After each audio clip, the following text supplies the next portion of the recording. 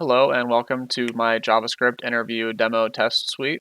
This was a very old program that I've designed to kind of showcase my testing experience for job applications. As you can see, the UI really is more a proof of concept rather than making the UI look professional level like my website. So let's just get into it. There are 5 main things that I've learned while testing in my industry experience. One thing, let's start with the ASCII entry workaround. So the idea here at my old job, I did find an issue with that was fixed later on, but an issue I found is for submission checks, we actually can get around negative number filterings by entering a negative sign with the ASCII key, and that is hitting Alt and then Alt and then 45 on the number pad. So it's just an unwise submission check. There's no checks.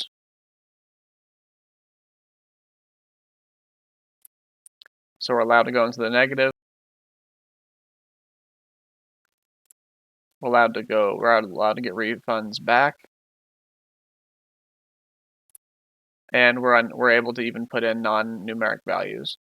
Now this is a check without the ASCII. So I'm trying to enter text, but I can't.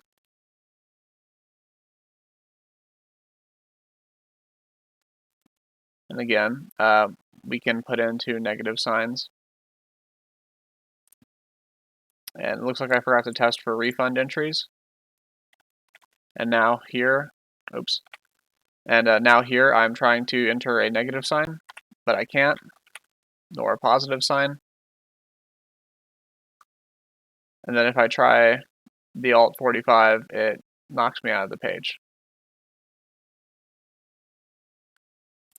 I have the number lock turned off, so let me try that again. So Alt and then 45. As you can see, I've typed it on the key. I tried to type it on the keyboard. You probably heard that, but it didn't show up. Let me show an example in this field. You can see we've bypassed that. But when I try,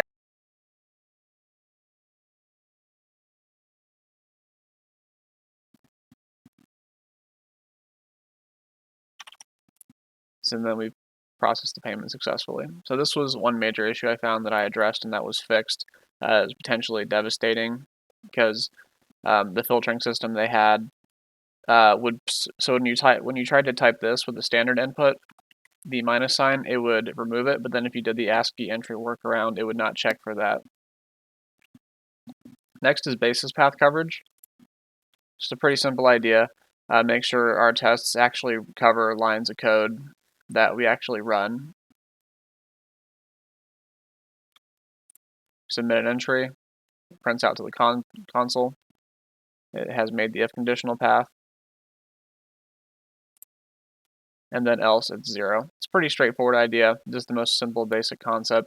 This can get a lot more complicated as it nests in multiple if statements and loops. So like it's 2 to the n, where n is the number of paths it can take for the coverage, typically found in code coverage. Boundary value analysis. Now this is very, very important because a lot of testing issues are found along the boundary. These 0 to 100, this is inclusive, so I'm going to try absurd. I'm going to try all the boundary values from the absurd to the normal. We've caught a negative absurd amount, positive absurd amount, and then this is a standard regular amount, non-absurd entry. And typically, so negative 100, negative 1 to negative infinity pretty much are just implied because we've already tested the boundaries. We could never test each entry, However, we can test right along the boundaries, was just outside the range. We can also test the exact valid amount just inside the range. Any value inside the range, which is 1 to 98. 1 to 99. And if 1 works and it's from 0 to 100, then 2 will work, and so on and so forth. just inside the range. And these statements are just to show that we have kept this in mind for this specific value to have a output. And exact valid amount, just outside, based on the unit of the interval. So an integer, only whole numbers. If this was a floating point, it would be anything greater than 100. So maybe 100.00, onwards, 1. It would still be out of bounds, excuse me.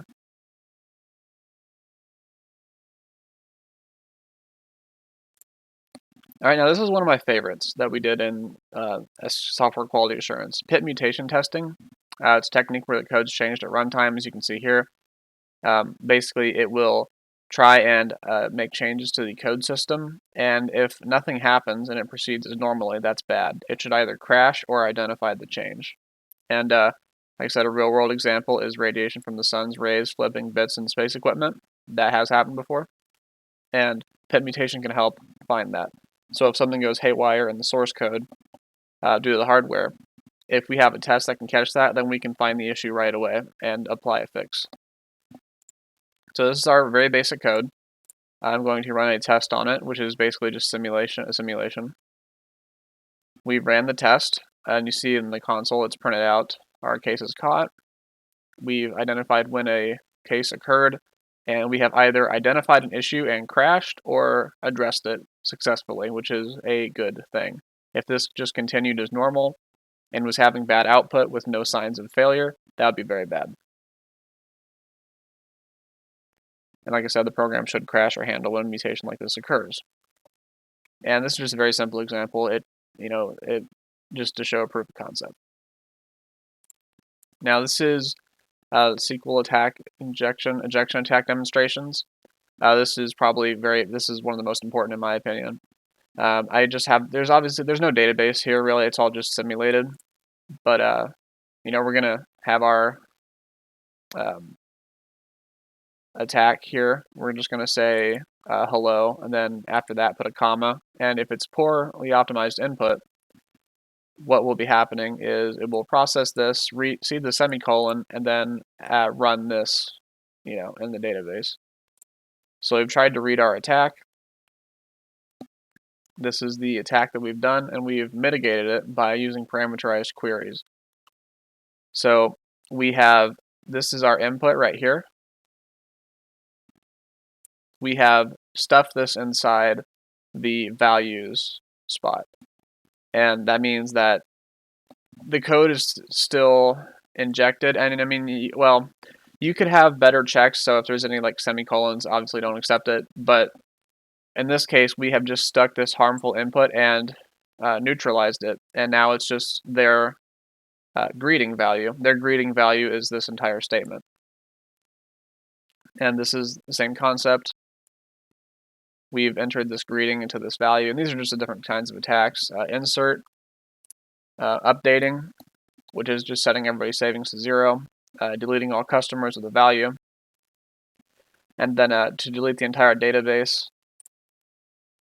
Obviously, there'd be more checks than just this for any good database. You'd probably need admin level permissions, things like that, but this is just, proof of concept.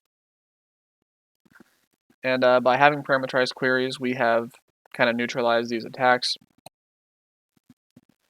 It should be noted without further sanitization, they are still in the database. However, we have removed the immediate threat by storing them as their string representation value rather than a command to be executed. Now this is a link to my GitHub. As you can see in the bottom left corner, I'm not going to click it because it'll ruin the display I have, but if you'd like to see my GitHub, it'll be on my website as well. Thank you, and you have a good day.